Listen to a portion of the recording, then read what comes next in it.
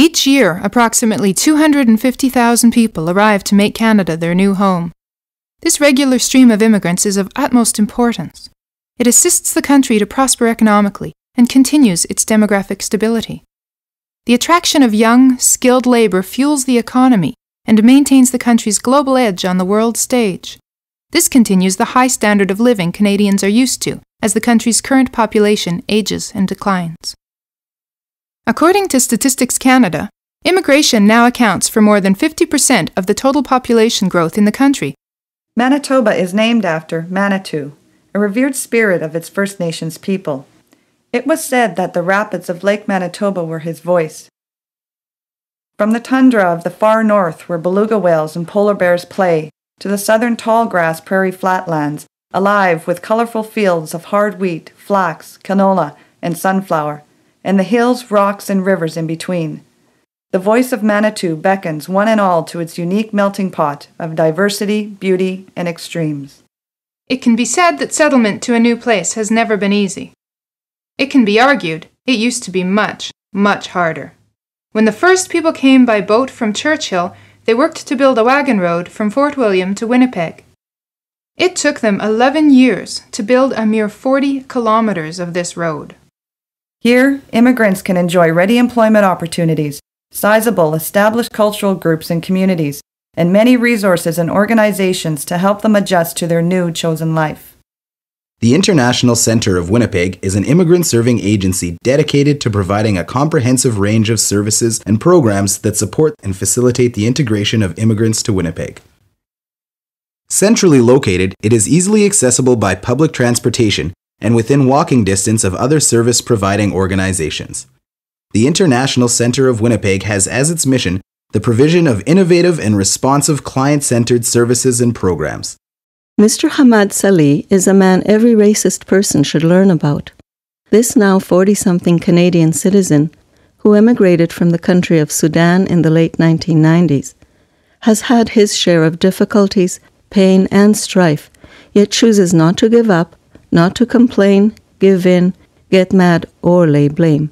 He is a true success story of the immigrant dream, not because everything turned out perfectly for him, which it didn't, but because he believed in himself and his voice for his people, and has found a comfortable place in Canadian society. He would not let his voice, his fundamental human right to speak his mind, be silenced. After earning a commerce degree in Sudan and a theology degree in Libya, where he then proceeded to work as an accountant, he moved on to Uganda, where he obtained a legal contract to work as a financial controller. There, in Uganda, he was also the representative for the Sudanese government opposition called the National Democratic Alliance. The military junta ruling Sudan was opposed to this and applied pressure at his workplace and caused problems for his family, his home, even his children's attempts at schooling. They successfully had his work visa cancelled. To return home would mean a certain horrible fate for him and his family. That they were assured. It was at that time he chose Canada, and Canada accepted him. In Sudan, he explains, there is a great deal of diversity, over 500 tribes. People respect each other and are so nice. But the dictatorship is another matter. The government, they hold such a rigid point of view.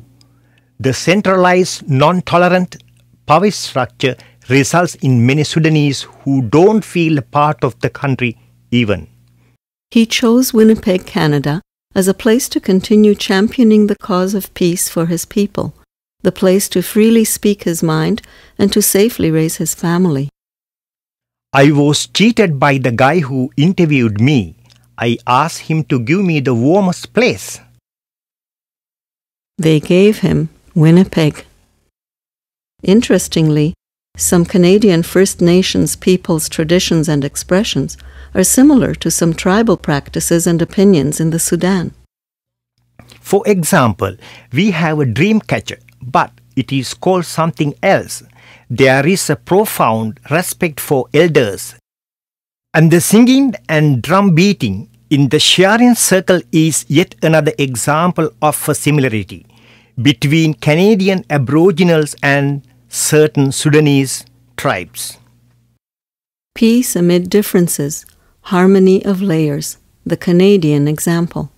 And Mr. Salih is the individual example of the successful immigrant dream to Canada, one of many.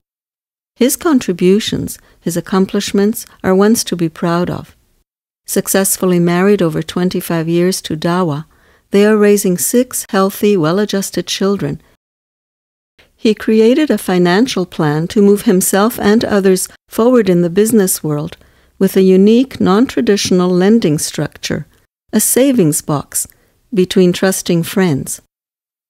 10 acquaintances each put in $200 in a box for a period of 10 months. Each month, the money went to one of the contributors. In 1996, he established the Sudan Human Rights Association. He volunteers at several organizations and sits on countless boards and committees. He is giving back. If you are not believing in yourself, who else is going to believe in you? But they are taking jobs away from Canadians. No, they're not. Right now in Canada, there are not enough people to absorb new jobs. In the next decade, it's expected over 10% of the new jobs will be filled by immigrants. A 1994 study published in International Migration Review showed the economy typically grows during periods of high immigration. Emma Dumas from the Philippines came to Winnipeg as part of the provincial nominee program. Only 26 and with 1 university degree behind her, she immediately enrolled in the University of Manitoba and was accepted into their occupational therapy program. She has been here for 4 years now and is at the end of her degree. She doesn't have a lot of time to give to others yet, but plans to once her career is in motion. People are very accepting here. There are so many different cultures that it's hard to be anything else but accepting. Once established, she hopes to sponsor other members of her family to come to Canada as well. As a young, educated immigrant beginning her career, Emma Dumas is a benefit to Canadian society. Mr. Dharma Pala and his wife Gunawati immigrated to Canada in 1987. In their home country of Sri Lanka, they were living a good life. Sri Lanka is a dry and wet country, he says. The major exports are coconut, a rope called coir, and of course, tea. Sri Lankan teas are among the best in the world. The people are generous, warm, and full of smiles. As a result of a medical condition of Mrs. Pala's, they discovered they were unable to conceive. Mr. Pala's brother had suggested he contact a specialist in this medical area. The specialist was based out of Winnipeg, Canada. The Palas chose to pursue Winnipeg, Canada as a permanent destination. Having a family was important for them. It was a multi-layer process from the time of initial inquiry through the decision-making and to the conclusion when they were told they were accepted. At that moment, fate intervened. Mrs. Pala became pregnant. What to do? Do they stay? Do they go? They decided to carry out implementing their decision despite no longer needing it for the reasons they initially had chosen it. They value the freedom Canada provides. He points out he does not have a gun at his head if he walks somewhere. He can walk, talk, fight, and he means fight in the sense that he can verbally take a position without fear. He can speak his mind freely. The bureaucracy could be a little better. He thinks the interview process should be a bit more structured and regulated, perhaps with a standard series of questions. This, he feels, is timely and important if we are to protect our country. The Palas found some similarities between Canada and their home country of Sri Lanka. They can be walking at the Forks in Winnipeg or enjoying festivities during Folklorama, and it feels like they are in their home country. This makes them very happy. Once you have come and are successful, once you are happy in your life and Canada has accepted you and welcomed you with the results you sought, at that time you are to give back. Don't forget where you once were. Now that you have succeeded, tell others what you did and how. You got help. Now help somebody else.